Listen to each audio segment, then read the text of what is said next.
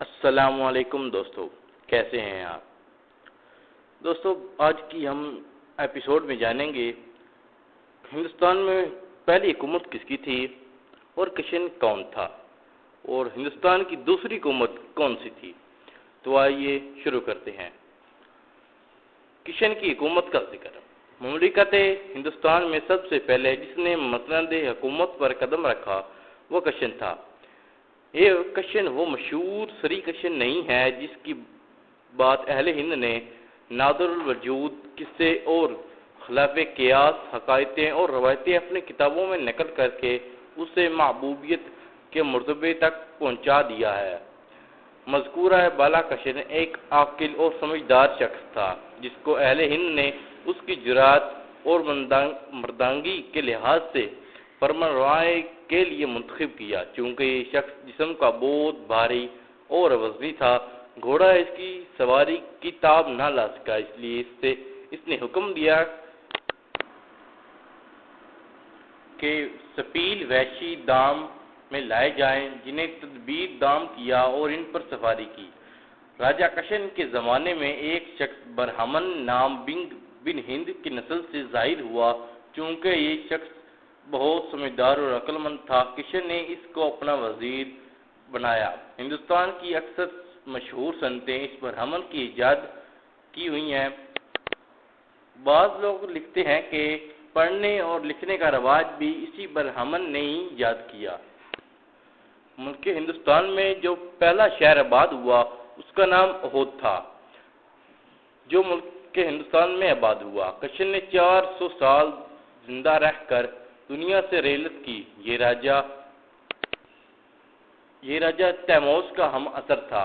اس کے عہد میں تقریباً 2000 قصبے اور گاؤں آباد ہوئے۔ اس نے 37 بیٹے چھوڑے اور اس کے مرنے کے بعد اس کا بڑا بیٹا مہاراج اس کا جانشین ہوا۔ مہاراج کی حکومت کا ذکر۔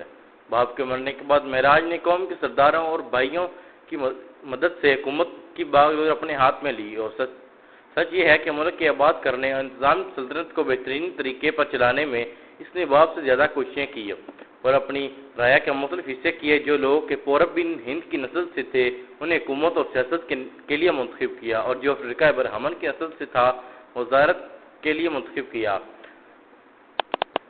اور زراعت جیسے اہم کام بھی ان کے سپرد کیے، اور ایک قوم کو پیشہ وری کا حکم دیا۔ زراعت کو کثرت سے رواج دینے میں اس نے اتنی کوششیں کی کہ اکثر شہر جو ہندوستان سے دور دراز تھے وہ بھی آباد ہو گئے۔ بہار کو اس نے بسایا اور اہل علم کو ہر 4 طرف سے بلا کر شہر میں آباد کیا۔ شہر میں بہت سی عبادت گاہیں اور مدرسے بنائے۔ اس نے ٹیکسوں کا بڑا حصہ طالب علموں کو اخراجات کے لیے وقف کیا۔ ان اصلاحات کا نتیجہ یہ ہوا کہ بہت سے لوگ پڑھنے لگے، اور ہر برہمن ہر فرقے کے لوگ تعلیم و تربیت حاصل کرنے لگے۔ مہاراج نے 700 سال ہندوستان پر حکومت کی۔ اس کے عہد میں ہند کی رونق اور ہی طرح کی تھی۔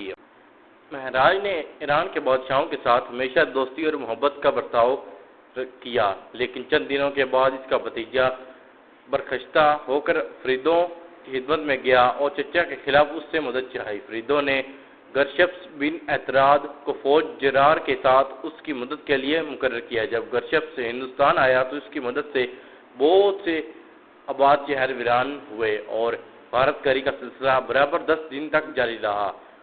تو مہاراج نے اپنے ملک کا ایک حصہ اپنے بھتیجے کو دے کر اس کو رضا مند کر لیا، اور چند عمدہ اور قیمتی چیزیں تحفے کے طور پر فریدوں کی خدمت میں بھیجی۔ اس راجہ کے آخر زمانے میں سنگلدیپ اور کرناٹک کے زمینداروں نے بغاوت کر کے حاکم دکن کو خارج البلد کر دیا۔ حاکم دکن نے مہاراج سے مدد چاہی۔ مہاراج نے اپنے بیٹے کو اس کی مدد کے لیے بھیجا، لیکن سنگلدیپ اور کرناٹک کے زمینداروں نے اسے شکست دے کر اس کے تمام ہاتھیوں پر قبضہ کر لیا، اور مہاراج کی فوج بھاگ نکلی۔ مہاراج بہت افسردہ ہوا اور انتقام کی آگ میں جلنے لگا، لیکن اس وقت سام بن زمان بادشاہ ایران کے حکم سے فتح ہندوستان کے لیے پنجاب کی سرحد پر پہنچ چکا تھا اور مال چند سپہ سالار بقیہ لشکر کو لے کر اس کے مقابلے کو گیا ہوا تھا۔ اس لیے مہراج نے اس وقت تک صبر کیا جب تک کہ مال چند عرب زبان ایلچیوں کی وساطت اور جواہر وغیرہ دے کر ملک پنجاب کی حوالگی کے ذریعے سے سردار سام سے صلح کر کے واپس نہ آ گیا، اور پھر مہراج نے دکن پر حملہ کیا اور اس بار اسے فتح حاصل ہوئی اور خوب جشن منایا۔